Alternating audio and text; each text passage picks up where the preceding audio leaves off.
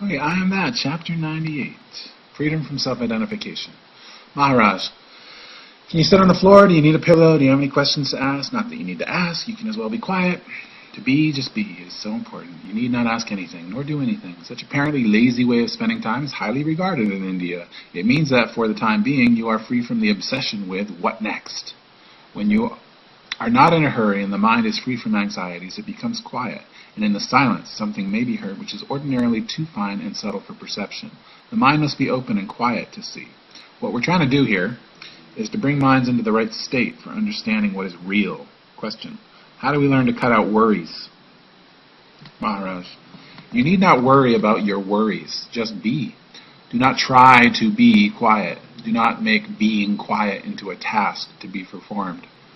Don't be restless about being quiet, miserable about being happy. Just be aware that you are and remain aware. Don't say, yes, I am. What next? There is no next in I am. It is a timeless state. Question: if it's a timeless state, it'll assert itself anyhow. Maharaj, you are what you are timelessly, but of what use is it to you unless you know it and act on it? Your begging bowl may be of pure gold, but as long as you do not know it, you are a pauper. You must know your inner worth and trust it and express it in the daily sacrifice of desire and fear. Question: if I know myself, shall I not desire and fear? Maharaj, for some time the mental habits may linger in spite of the new vision. The habit of longing for the known past and fearing for the unknown future. When you know these are of the mind only, you can go beyond them. As long as you have all sorts of ideas about yourself, you know yourself through the mist of ideas, these ideas. To know yourself as you are, give up all ideas. You cannot imagine the taste of pure water. You can only discover it by abandoning all flavorings. As long as you're interested in your present way of living, you will not abandon it. Discovery cannot come as long as you cling to the familiar. It's only when you realize fully the immense sorrow of your life and revolt against it that a way out can be found. Question: I can see now that the secret of India's eternal life lies in these dimensions of existence, of which India was always the custodian. Maharaj, it's an open secret, and there were always people willing and ready to share it. Teachers, there are many. Fearless disciples, very few. Question: I'm quite willing to learn.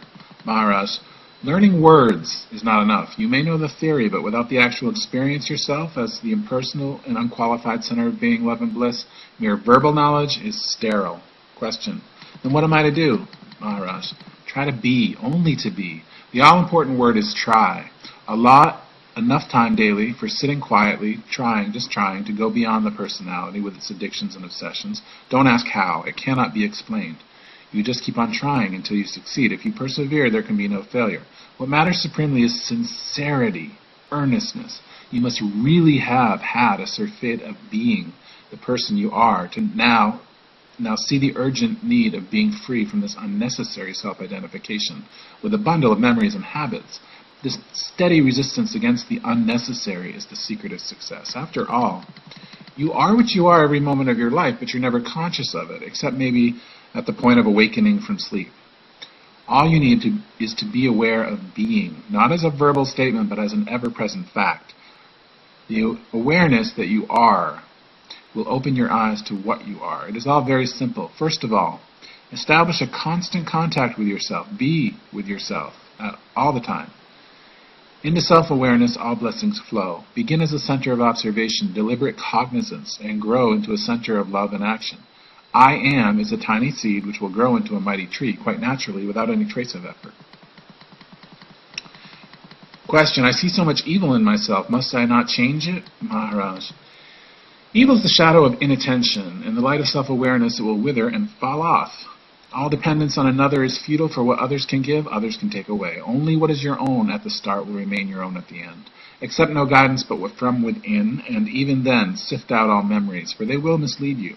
Even if you're quite ignorant of the ways and the means, keep quiet and look within. Guidance is sure to come. You are never left without knowing what your next step should be. The trouble is that you may shirk it. The Guru is there for giving you courage because of his experience and success, but only what you discover through your own awareness, your own effort, will be of permanent use to you. Remember, nothing you perceive is your own. Nothing of value can come to you from outside. It is only your own feeling and understanding that are relevant and revealing. Words, heard or read, will only create images in your mind. But you are not a mental image. You are the power of perception and action behind and beyond the image. Question. You seem to advise me to be self-centered to the point of egoism. Must I not yield even to my interest in other people? Maharaj, your interest in others is egoistic, self-concerned, self-oriented. You're not interested in others as persons, but only as far as they enrich or ennoble your own image of yourself. And the ultimate in selfishness is to care only for the protection, preservation, and multiplication of one's own body. By body, I mean all that's related to your name and shape, your family, tribe, country, race, etc. To be attached to one's name and shape is selfishness. A man who knows that he is neither body nor mind cannot be selfish, for he has nothing to be selfish for. Or you may say he's equally selfish on behalf of everybody he meets. Everybody's welfare is his own. The feeling I am the world is myself, becomes quite natural. Once it's established, there is just no way of being selfish. To be selfish means to covet, acquire, accumulate on behalf of the part against the whole. Question. One may be rich with many possessions by inheritance or marriage or just good luck. Maharaj, if you do not hold on to it, it will be taken away from you. Question. In your present state, can you love another person as a person? Maharaj. I am the other person. The other person is myself. In name and shape we are different, but there is no separation. At the root of our being we are one. Question. Is it not so whenever there is love between people? Maharaj, it is, but they're not conscious of it. They feel the attraction, but they do not know the reason. Question. Why is love selective? Maharaj, love is not selective. Desire is selective. In love, there are no strangers.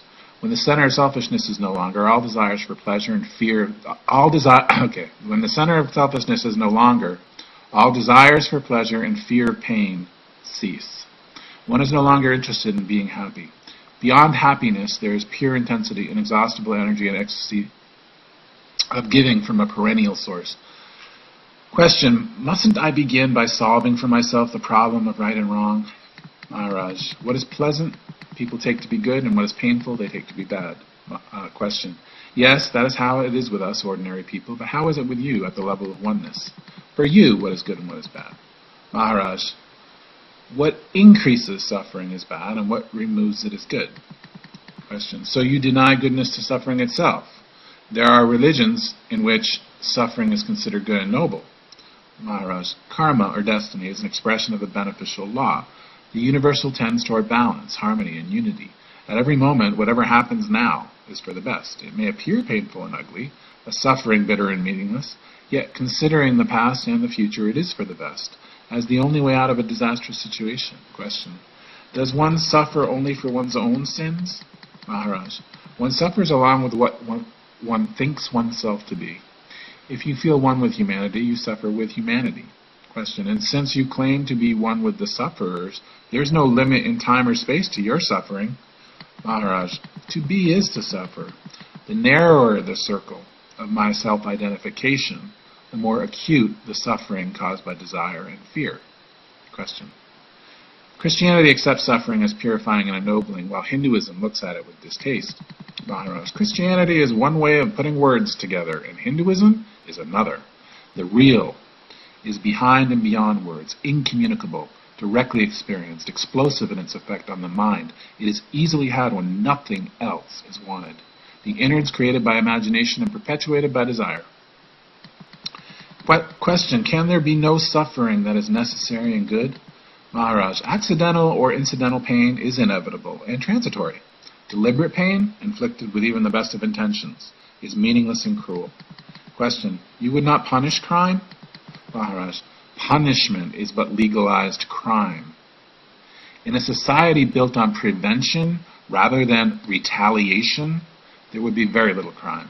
The few exceptions would be treated medically as of unsound mind and body. Question, you seem to have little use for religion. Maharaj, what is religion? A cloud in the sky. I live in the sky, not in the clouds, which are so many words held together. Remove the verbiage and what remains. Truth remains. My home is in the unchangeable, which appears to be a state of constant reconciliation and integration of opposites. People come here to learn about the actual existence of such a state, the obstacles to its emergence, and, once perceived, the art of stabilizing it in consciousness, so there's no clash between understanding and living. The state itself is beyond the mind and need not be learnt. The mind can only focus the obstacles. Seeing an obstacle as an obstacle is effective because it is the mind acting on the mind. Begin from the beginning. Give attention to the fact that you are. At no time can you say, I was not. All you can say, I do not remember. You know how unreliable is memory. Accept that, engrossed in petty personal affairs, you have forgotten what you are. Try to bring back the lost memory through elimination of the known. You cannot be told what will happen, nor is it desirable. Anticipation will create illusions. In the inner search, the unexpected is inevitable. The discovery is invariably beyond all imagination. Just as an unborn child cannot know life after birth, for it has nothing in its mind with which to form a valid picture, so is the mind unable to think in real terms of the unreal. Think of the real in terms of the unreal. Accept by negation. Not this, not that. The acceptance of the unreal as real is the obstacle. To see the false as false and abandon the false brings reality into being. The states of utter clarity, immense love, utter fearlessness, these are mere words at the present. Outlines without color, hints at what can be. You are like a blind man expecting to see as the result of an operation, provided you do not shirk the operation. The state I am in, words do not matter at all, nor is there any addiction to words, only facts matter. Question. There can be no religion without words. Maharaj, recorded religions are mere heaps of verbiage. Religions show their true face in action, in silent action. To know what a man believes, watch how he acts. For most of the people, service of their bodies and their minds is their religion. They may have religious ideas, but they do not act on them. They play with them. They're often very fond of them, but they will not act on them. Question. Words are needed for communication. Maharaj. For exchange of information, yes, but real communication between people is not verbal. For establishing and maintaining relationship, affectionate awareness expressed in direct action is required. Not what you say, but what you do is what matters. Words are made by the mind and are meaningful only on the level of the mind. The word bread you can neither eat nor live by it. It merely conveys an idea. It acquires meaning only with the actual eating. In the same sense, I am telling you that the normal state is not verbal. I may say it is wise love expressed in action, but these words convey little unless you experience them in their fullness and beauty. Words have their limited usefulness, but we put no limits to them and bring ourselves to the brink of disaster. Our noble ideas are finally balanced by ignoble actions. We talk of God, truth, and love, but instead of direct experience, we have definitions. Instead of enlarging and deepening action, we chisel our definitions, and we imagine that we know what we can define. Question. How can one convey experience except through words? Maharaj, experience cannot be conveyed through words. It comes with action. A man who is intense in his experience will radiate confidence and courage. Others too will act and gain experience born of action. Verbal teaching has its use. It prepares the mind for voiding itself of its accumulations. A level of mental maturity is reached when nothing external is of any value, and the heart is ready to relinquish all. Then the real has a chance and grasps it. Delays, if any, are caused by the mind being unwilling to see or discard. Question. Are we so totally alone? Maharaj. Oh no, we are not. Those who have can give, and such givers are many. The world itself is a supreme gift, maintained by loving sacrifice. But the right receivers, wise and humble, are so few. Ask and you shall be given is the eternal law. So many words you have learned, so many you have spoken. You know everything, but you do not know yourself.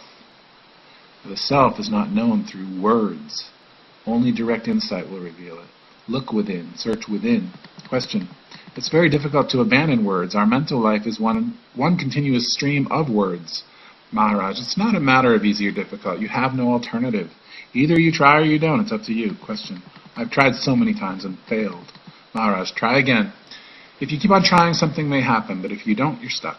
You may know all the right words, quote the scriptures, be brilliant in your discussions, and yet remain a bag of bones. Or you may be inconspicuous and humble and insignificant person altogether, yet glowing with loving kindness and deep wisdom. That's the end of chapter 98. Namaste.